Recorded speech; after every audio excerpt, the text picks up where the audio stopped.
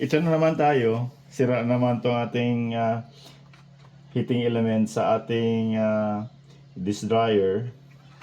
Palagi lang ganito ginagawa natin. So, hanapin natin saan ang sira. May napuputol naman siguro dito. Ano na to ha? Luma na tong Nicron wire nilagay ko kasi yung bago na nilagay ko nasira na rin. Hindi na ako bumili ng ganito. Saan ang sira? Ito. Naputol siya. Malapit lang sa malapit lang sa dulo. So madali lang itong ibalik. Hindi tayo mahihirapan. But again, paulit-ulit lang natin na gagawin to kasi ganito talaga siya.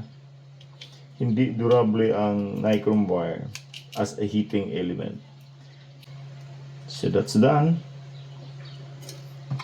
Balik natin.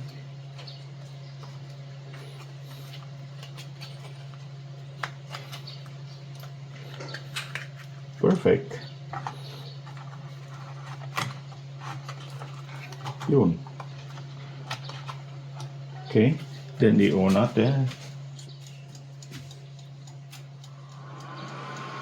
Yun. Init na ulit. Pero after a few days, masisira na naman yan. Una na akong bumili ng ganito, isang incubator heater. Maganda sana to kasi matibay. Kaso lang, hindi magkasya dito. Kailangan kasi nakatayo siya, ganun. Para yung hangin dito mula sa blower, papasok dito at yung init dito ay dadalhin papunta sa loob ng chamber ng dish dryer. Parang ganito. Kaso lang, hindi ko ito malagay dito eh. Kasi I have to remove this one para makatayo siya. Kasi yung cover, yung floor ng dish dryer ay tatama dito. Mahaba kasi siya. Kahit ganito, lagay ko. Tingnan natin. Hindi siya magkasya talaga. Pinakita ko to sa previous video ko. Then, bumili ako ulit ng ibang heater. This time, ito, isang heater para to sa hair blower. Una sa lahat, mag-subscribe muna kayo sa aking channel para suportahan ito. You may also join this channel as a member to avail of exclusive perks like priority in comments reply and early access or exclusive access to some videos for members only. You can also help fund some projects here by sharing super thanks. Wow!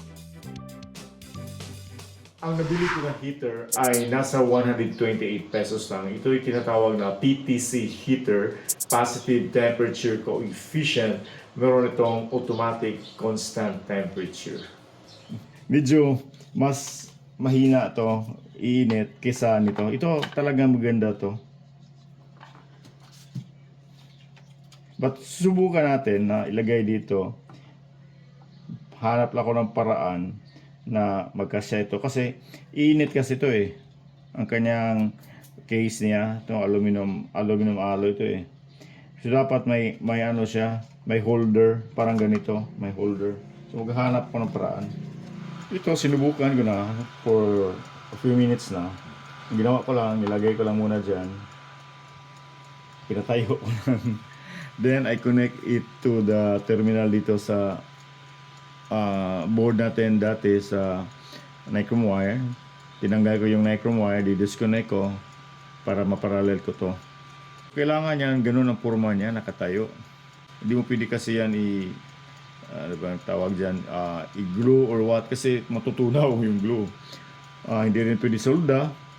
So ito, asbestos board to, hindi ito tatamaan ng init. So far, hindi siya masyadong mainit. Warm lang siya. Hindi siya mainit. Para talagang pang hair blower. Ang rated power niya, based on my meter here, 150 watts siya. Ang sustain power niya.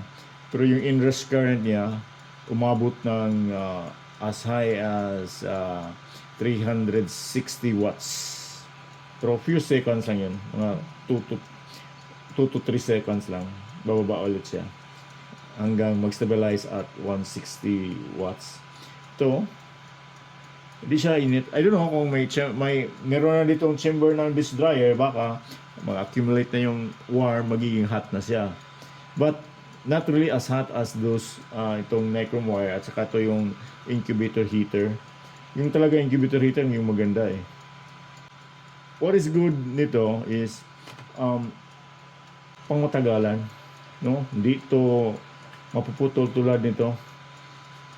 Kasi yung ginamit ito is ceramic plate, ceramic heater to eh. Ginawa ko, tinali ko na lang using nichrome wires.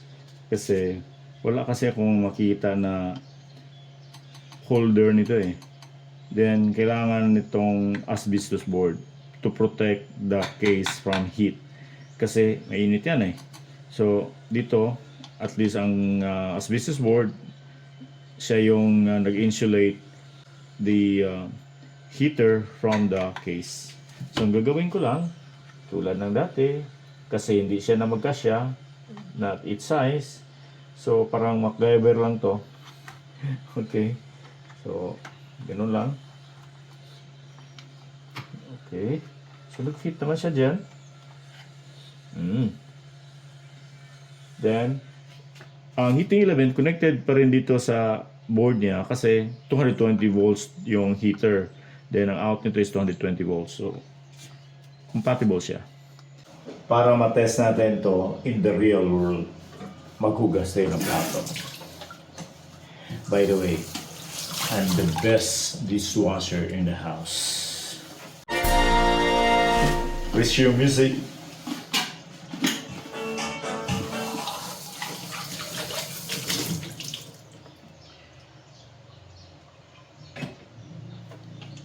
Ang brand nito ay Viomi, part ng ecosystem ng Xiaomi.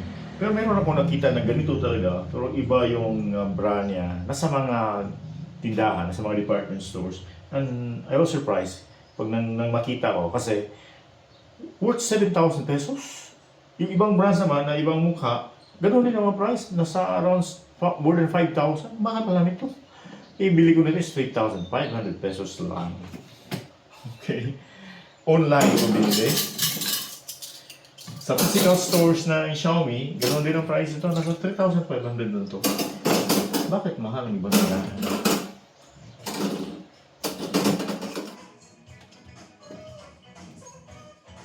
Tapos na. 30 minutes yung unang setting natin dito kanina. Pero walang init to. Unlike kung nichrome ay gagamitin natin. Basa pa. Basa pa. Talagang warm lang siya. Hindi siya init. Sige. Extend pa natin ng another 30 minutes. Try natin. Ganun pa rin, hindi siya masyadong mainit. Warm lang talaga. Pero, at least nag-dry. Nag-dry siya. So, maset natin to 1 hour. Okay na siya. Okay. Kung 1 hour, okay na siya. See? See? Oh, nag-dry siya. Okay, for 1 hour. So, 1 hour okay lang talaga. So, yun lang. Aabot ng 1 oras ang ating pagpa-dry ng ating mga dishes. Unlike before, usually nasa 20 to 30 minutes lang ako. Pero, ang power naman ng heating element at the time is aabot ng more than 300 watts. So, ganun pa rin. At 30 minutes, nag-consume siya ng 150 watts. Ito, 150 watts, 160 watts, 1 oras. So, ganun pa rin ang kanyang consumption. Pero at least, sa ngayon, ang ating nagamit na heating element ay pangmatagalan. Kung meron kayong mga katanungan, paki-comment dyan sa baba. Salamat, bye.